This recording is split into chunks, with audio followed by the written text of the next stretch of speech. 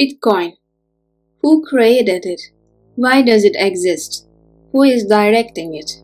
And most importantly, what is really happening? Today, we analyze Mark Yusko's striking claims, testing them against historical data and real macro realities. This topic doesn't just concern Bitcoin investors, it's big enough to impact the entire global financial system. Bitcoin could be the most radical monetary revolution humanity has ever seen. But who started this revolution?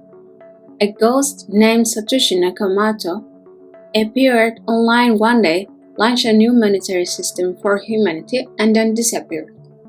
But as Mark Yusko says, could such a flawless system really have been created by a single person? Or is it part of a much deeper plan? Here the story unfolds.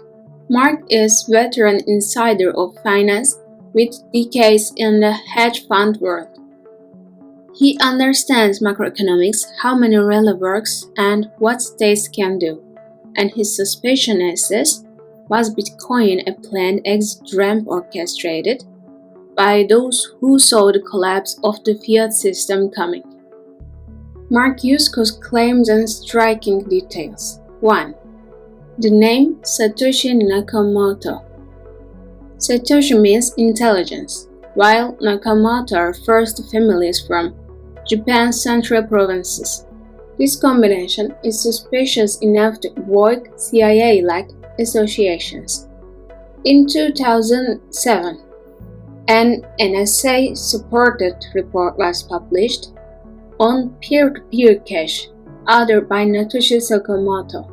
Mark points out this name similarity and the timing of the report are too aligned to be mere coincidence.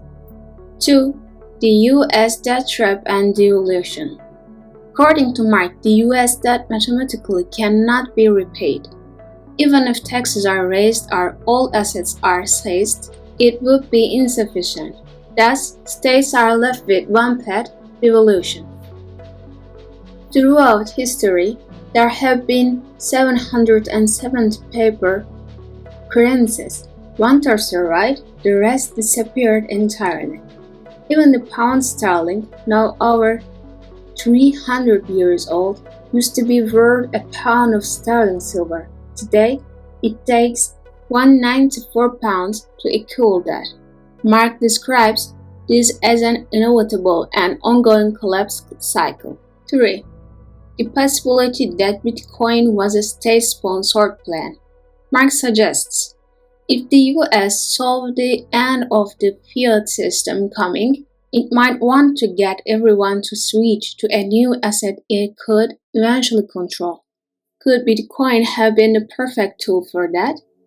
The NSA developed the SHA-256 algorithm used by Bitcoin. Bitcoin's foundations rely on the work of Scott Stornetta and Stuart Haber, pioneers of blockchain.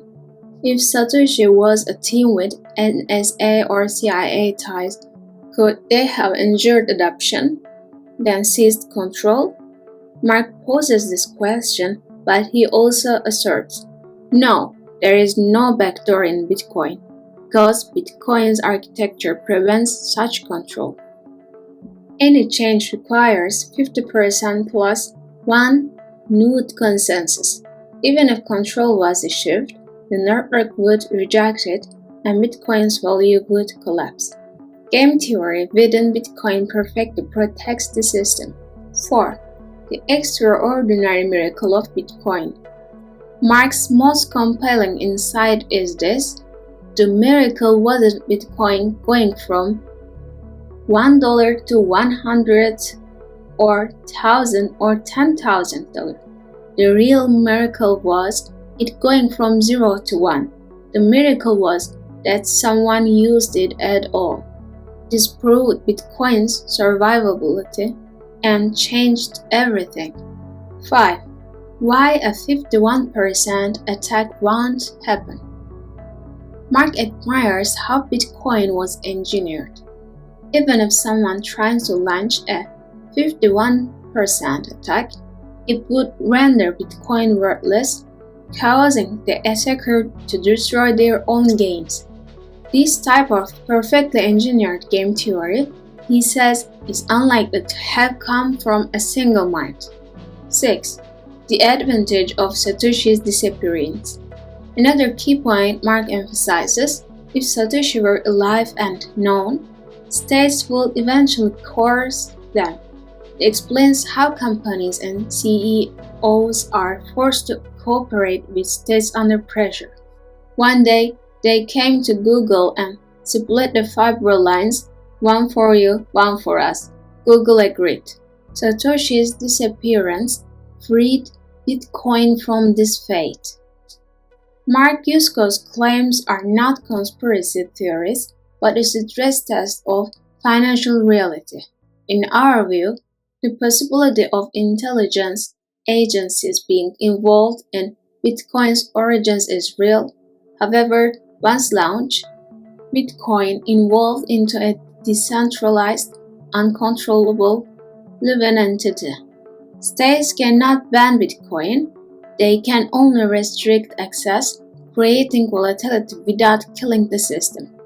The US dollar will inevitably lose value, while Bitcoin and other asset classes, gold, precious metals, select equities, will act as escape ramps from inflationary collapse.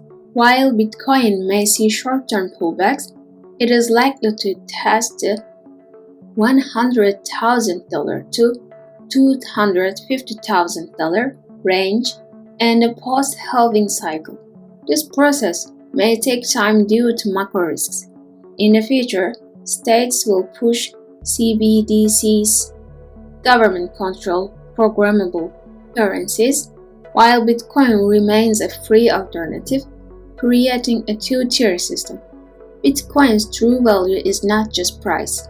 It is its role as an uncontrollable store of value within the financial system. Bitcoin is not just a price moment. Bitcoin is not just a digital asset. Bitcoin is the redefinition of money, ownership, and financial freedom.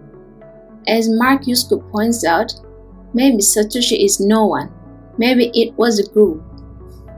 Maybe it was a state plan, but now it is reality that no one can control or stop.